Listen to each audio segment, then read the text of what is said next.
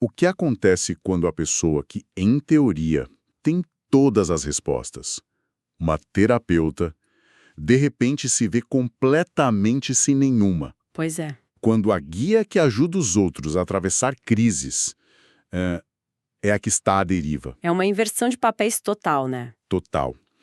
E essa é a premissa de Talvez Você Deva Conversar com Alguém, o livro da Lori Gottlieb. E hoje a gente vai mergulhar na jornada dela, da própria autora, que depois de um evento, assim, chocante na vida, é forçada a sentar do outro lado do divã. O que é uma oportunidade única, né? De espiar os bastidores da mente de quem cuida da nossa. Exato. E a perspectiva é dupla, o que é fascinante. A gente não vai só analisar os casos dos pacientes dela, que, nossa, já são incríveis por si só. Certo. O mais interessante é como as histórias deles acabam virando um espelho para a própria terapeuta. A nossa missão aqui é desvendar essa ideia central do livro. Como as histórias que a gente se conta podem virar prisões. E como às vezes a gente precisa de outra pessoa para ajudar a reescrever essa história. Exatamente. Certo. E a história que a autora está contando para si mesma no início do livro é uma de perda completa. Tudo começa com o que ela mesma chama de o incidente do namorado. Ah, sim. Ela nos pinta um quadro de um relacionamento que não era só bom, era tipo o ideal. E o jeito que ela descreve já é a primeira pista, né? Sobre essa construção de narrativas. Como assim? Ela não foca em defeitos, em problemas. Ela descreve o cara através de gestos perfeitos. Sim. Ele mandava livros pela Amazon em vez de flores porque sabia que era o que ela amava. Isso, e tem a história do maple syrup. Nossa, essa é ótima. Ele trouxe, 20 frascos de maple syrup importados só para garantir que nunca ia faltar pro waffle, que ele mesmo fazia para ela. Quer dizer, ele era o homem perfeito. Pelo menos na história que ela contava. Exatamente. E é por isso que o fim é tão arrasador. Depois de 2 anos, quando o casamento parecia ser o próximo passo, ele termina tudo, de repente. Com uma frase só. Uma frase que destrói tudo. Eu quero me casar com você, só não quero morar com uma criança. O filho dela, de 8 anos, que ele parecia adorar, virou um obstáculo do nada. E aí a própria autora, uma terapeuta super treinada, se torna o que ela chama de narradora não confiável. Um conceito fundamental no livro. Totalmente. A história que a gente conta, principalmente logo depois de uma perda, é uma versão editada pela dor. Ao pintar ele como perfeito, ela amplifica a injustiça, a perda. E ela fica presa nessa primeira versão da história. A da vítima abandonada pelo homem perfeito. Ela ainda não consegue ver a complexidade da situação, só o roteiro que a dor dela escreveu, sabe? E nesse roteiro, a primeira reação é raiva. Uma fúria que faz ela pensar nele só como um idiota. E essa palavra é o gancho, né? É o gancho perfeito, porque idiota é a mesmíssima palavra que ela ouve todos os dias no consultório, vinda da boca do paciente mais difícil dela. O John, que funciona quase como um espelho distorcido para ela, um aviso do que acontece quando alguém fica preso por anos na própria narrativa de raiva. Vamos falar do John, então. Ele é o estereótipo do produtor de Hollywood, arrogante, sabe? Sim. Ele entra na sala reclamando de todos os idiotas que aparecem na vida dele. O cara da Apple, o motorista no trânsito. A primeira impressão é a pior possível. Sim, ele chega a sugerir que ela seja a puta emocional dele. Um lugar para ele só despejar o lixo dele. O que para um terapeuta é um sinalizador gigante, né? Essa fachada de arrogância, esse narcisismo todo. É um mecanismo de defesa. Com certeza, é um pedido de ajuda disfarçado. Ninguém constrói muros tão altos se não estiver protegendo algo muito, muito frágil. O trabalho ali não é confrontar o babaca. É entender a dor por trás da armadura. Exato. Com muita paciência, tentar entender que dor imensa é essa que ele está escondendo. E a dor por trás da armadura do John nossa, é de uma dimensão que ninguém imagina. Leva tempo para ele chegar lá. Leva muito tempo. Mas ele finalmente revela. Ele não é só um cara irritado com o mundo. Ele é um pai. Um pai em luto. Em luto congelado, não processado. Isso. Anos antes, o filho dele de 6 anos, o Gabe, morreu num acidente de carro. E o detalhe que vem a seguir. Muda tudo. Muda tudo. O John estava ao volante, ele se distraiu por um segundo, atendendo uma ligação de trabalho no celular. E nesse segundo, a vida dele acabou. E aí, a ficha cai. Todas as peças se encaixam. Completamente. A raiva constante dele não é aleatória. É um escudo. Chamar todo mundo de idiota é um jeito de projetar para fora um sentimento insuportável. A culpa. A crença de que o verdadeiro idiota, o culpado, o imperdoável, é ele mesmo. Isso é algo universal. A raiva é uma emoção ativa, quente, sabe? Dá uma sensação de poder. De controle. Isso. A culpa e o luto, por outro lado, são paralisantes.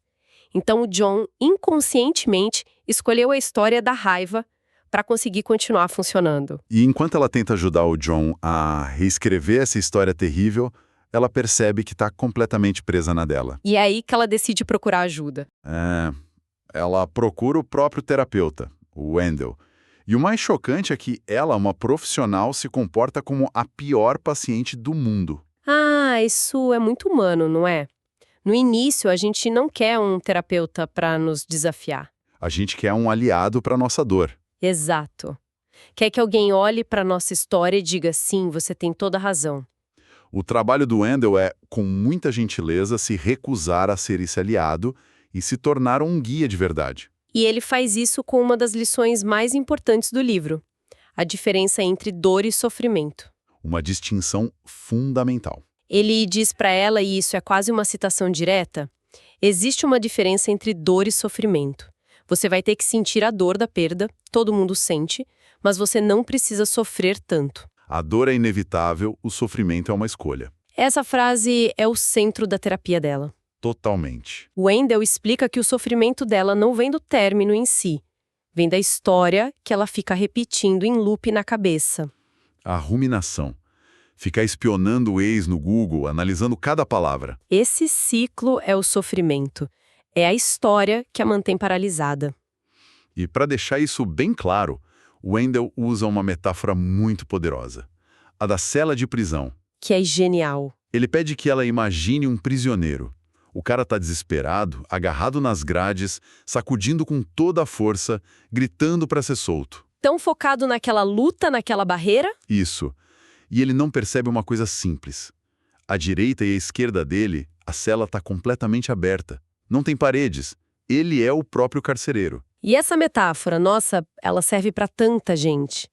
Todos nós construímos nossas celas. Com certeza. Pode ser a história de que eu nunca vou arrumar um emprego melhor, ou eu sou péssima em relacionamentos, ou, no caso dela, minha vida acabou porque fui abandonada. A gente se agarra nas grades do problema que está bem na nossa frente. E não vê que a saída muitas vezes é só virar a cabeça.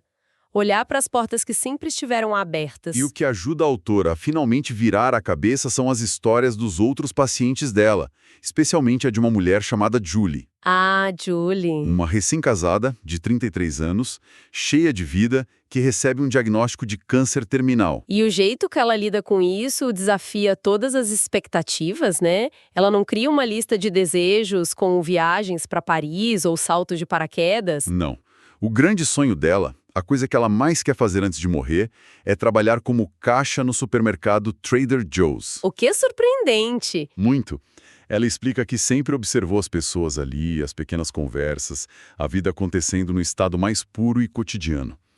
Para Julie, aquele lugar era o epicentro da vitalidade, e ela queria fazer parte daquilo. E o contraste aqui é o que vira chave para a autora. Sim. De um lado, a Lori, com saúde, com futuro, presa num sofrimento por um futuro idealizado que ela perdeu. Certo. Do outro, a Julie, com o futuro real roubado pela doença, que escolhe ativamente encontrar alegria no presente mais comum. A Julie não está lutando contra as grades da morte. Não. Ela está caminhando pela porta aberta da vida que resta para ela. E isso força a Lori a questionar o tamanho do próprio sofrimento. E é essa combinação, a terapia com o Wendell, a jornada do John, a sabedoria da Julie, que leva à grande descoberta dela. A epifania. A epifania. Ela finalmente entende que a obsessão com o término não era sobre o namorado. Era uma muleta. Era o problema mais barulhento para não ter que encarar medos muito maiores. Medos existenciais que todo mundo tem, né? Sim, No caso dela, eram coisas concretas, tipo a dificuldade de escrever um livro novo que ela tinha se comprometido a fazer. Tinha uma doença misteriosa também que ela estava evitando investigar. Exato. E, num nível mais fundo, o medo da solidão, o medo da própria mortalidade, que a perda do parceiro trouxe à tona. O sofrimento pelo término era mais fácil de lidar. Era uma distração. Uma distração perfeita. E aí, de repente, tudo se conecta. O John usava a raiva como história para não sentir a culpa pela morte do filho. E a autora usava o sofrimento do término como história para não encarar os próprios medos. No fim, o livro mostra que a terapia é, na essência, um processo de...